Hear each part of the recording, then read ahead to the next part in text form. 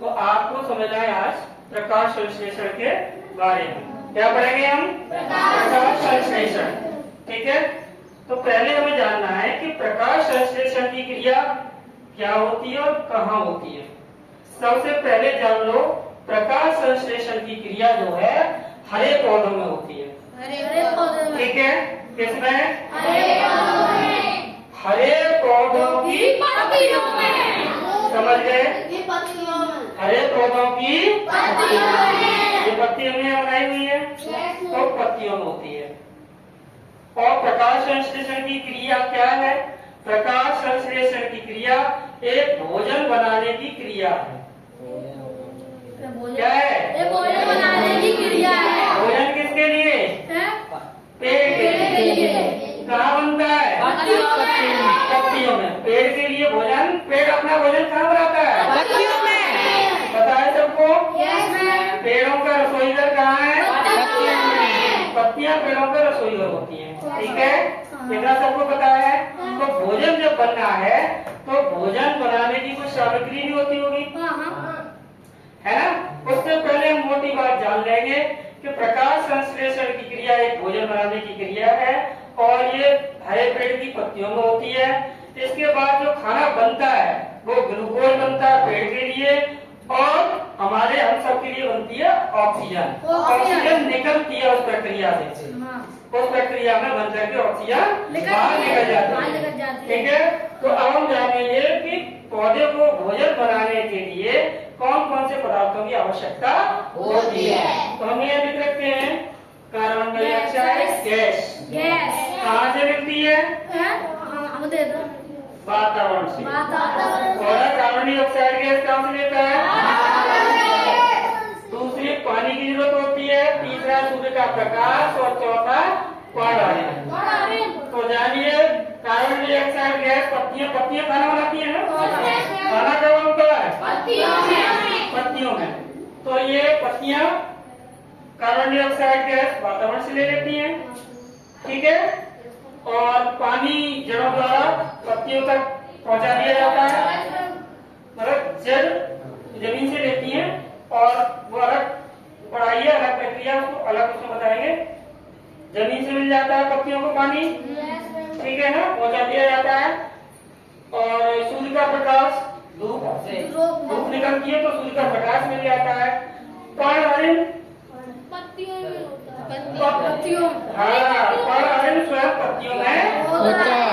ठीक है, जिसकी वजह से पत्तियां हरी होती हैं, अन्यथा पत्तियों का रंग हरा नहीं होगा। हर पेपर में आता है पत्तियों का रंग हरा किसकी वजह से? की वजह से।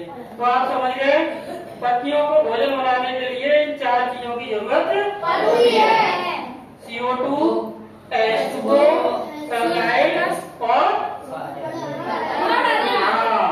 ठीक है, वेरी गुड। इसके बाद जो खाना बनता है, देखिए पत्तियां, अब आप सोचो ये सब चीजें पत्तियां लेती कैसे है? एक दिमाग में आती है ना बात। तो देखिए पत्तियों के अंदर जो पर्णहरिण होता है वो सूर्य के प्रकाश को सोख लेता है जरूरत के अनुसार। ठीक है, पर्णहरिण समझ गए।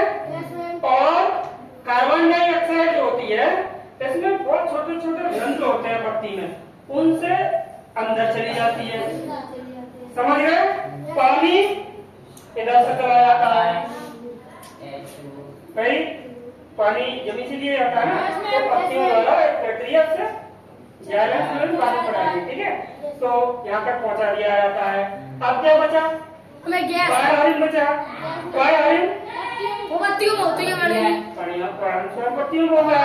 गैस बता तो दी, छोटे छोटे रंध्रों से अंदर चली जाती है। ठीक है, प्रकाश संश्लेषण की क्रिया में इन सब चीजों के साथ क्या बनता है? ग्लूकोज बनता है और ऑक्सीजन। ऑक्सीजन बनती कैसे है? ये कोई अलग से चीज नहीं होती। ऑक्सीजन इसमें बनती है तो रंध्रों, जैसे रंध्रों द्वारा ऑक्सीजन अंदर कार्बन डाइऑक्साइड अंदर जाती है ना, रंध्रों द्वारा ऑक्सीजन बाहर निकल के वातावरण में मिलती जाती है। समझ गए? वातावरण से पत्ती CO2 लेती रहती है खाना बनाने के लिए और बदले में ऑक्सीजन जो प्राणदायी गैस है वो हमें देती रहती है पत्तियां। समझ गए? इसीलिए पेड़ों को ज्यादा ज्यादा लगाने की बात कही जाती है कि हमारा वातावरण से साफ रहेगा, ऑक्सीजन इतनी बढ़िया रहेगी, ज्यादा रहेगी मात्रा में तो उतना ही है ना, साफ रहेगा हमारा वातावरण। सांस लेने में हमें आसानी होगी, ऑक्सीजन की मात्रा घटेगी तो हमें हमारी दम घुटेगी, है कि नहीं? तो यहाँ पर इसका फॉर्मूला भी लिखा हुआ है, इधर लिखा हुआ है 6CO2।